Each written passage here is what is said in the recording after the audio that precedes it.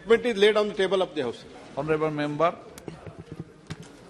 आपका बहुत बहुत धन्यवाद अध्यक्ष महोदय। आपके माध्यम से मैं मंत्री जी से ये पूछना चाहती हूँ, वैसे तो जवाब काफी विस्तृत में है, पर पिछले 3 साल का कॉपर का ओर प्रोडक्शन अगर देखा जाए तो 20-21 में जो घटा हुआ था वो 21-22 में ओर प्रोडक्शन बढ़ गया है। पर जहां 17-18 में भारत एक बड़े पैमाने पे कॉपर का निर्यात करता था, वो आज ये आयात का प्रमाण बढ़ गया है। तो मैं आपके माध्यम से सरकार से ये पूछना चाहती हूं कि इस एक्सपोर्ट में घटोती की कोई जांच सरकार कर रही है। ये मैं आपके माध्यम से पूछना चाहती हूँ कि इसकी वजह क्या रही है। इंपोर्ट का एक्सपोर्ट का इंपोर्ट हो रहा है अभी, और रिक्वायरमेंट इन द कंट्री, जो नीड है कंट्री में कॉपर का, वो ज्यादा हो गया है। और जो तमिलनाडु में हमने माइनिंग कराने का कोशिश किया, उधर no you please, I am not telling anything against you should at least listen, you are a very senior member. I am not making any statement. Dayanidhi Maran, you are a very senior member. I have got lot of respect for you. Please listen to me.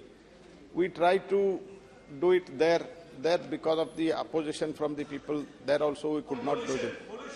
Whatever it, I am only telling opposition. Opposition, we could not do it. And overall requirement. Pollution is also opposition. And creating pollution is also dangerous. Political pollution is also dangerous. No. Please, aap to question ke jawab.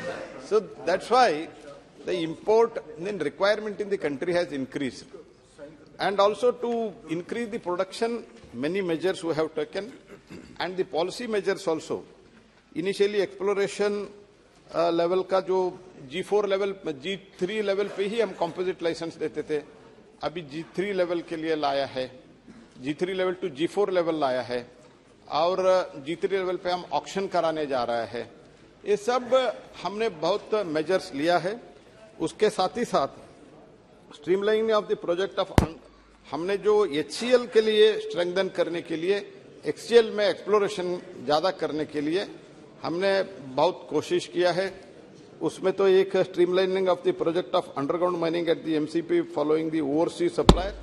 इसके अलावा तो exploration करने के लिए हमने NMAT के through, जो क्योंकि अभी सिर्फ GSI ही करते, लगभग GSI करते हैं एक्सप्लोरेशन जो है, तो वो हमने प्राइवेट लोगों को भी देने के लिए एक व्यवस्था किया है। ऑलरेडी 9 प्राइवेट कंपनीज एनलिस्ट हो गए, एम्पैनलमेंट हो गए, और एनमेट से पैसा देके हम प्रोएक्टिवली एक्सप्लोरेशन करके, राज्यों से मैं विनती करता हूं, क्योंकि कभी कभी जब हम निर्णय करके इधर से एक्सप्लोरेशन करके हम रिपोर्ट हैंड ओवर करते हैं, बरसों तक ये राज्यों में नीलामी नहीं होता है। एक्चुअली नीलामी में जब नीलामी अच्छे सरते होता है, स्पीकर महोदय, हमको कुछ पैसा नहीं मिलता है, पॉलिसी हम बनाते हैं, सब कुछ हम करते हैं, लेकिन जो रेवेन्यू जो मिलता है वो स्टेट को मिलता है। जहां तक मैं एक एग्जांपल मैं पहले भी कोट किया हूं, ओडिशा में माइनिंग में इतना बदलाव लाया है, एंड वो कारण जो कोऑर्डिनेटेड से सेंटर और स्टेट के कारण उधर का रेवेन्यू बहुत बड़ी मात्रा में बढ़ गया है। तो इसलिए, और हमने HCL में जो कैपेक्स है वो भी हमने बहुत बड़ी मात्रा में बजट इंक्रीज भी किया है।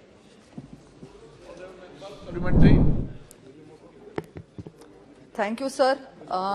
तो सर, प्रदूषण कुछ भी हो, हमारे नेता मोदी जी का स्वच्छ भारत का नारा है, तो हम लोग सब इसमें ये प्रदूषण साफ कर ही लेंगे। आपके माध्यम से मैं फिर से एक बार ये पूछना चाहती हूँ कि आत्मनिर्भर भारत के मुद्दे को ध्यान में रखते हुए, अगर आपने जैसे IIT धनबाद के साथ MOU करा है, वैसे और किसी इंस्टीट्यूट के साथ MOU करके कॉपर के निर्माण के बारे में आत्मनिर्भर भारत के मुद्दे को हम क्या नियर फ्यूचर में देख सकते हैं कि कॉपर के उत्पादन के मामले में अपना देश आत्मनिर्भर बने? जहां तक सवाल है टेक्निकल सपोर्ट का, तो हमने ऑलरेडी, मैंने बताया, एनमेट से हमने एक्सप्लोरेशन करने के लिए हमने ऑलरेडी एक बदलाव ला चुका है।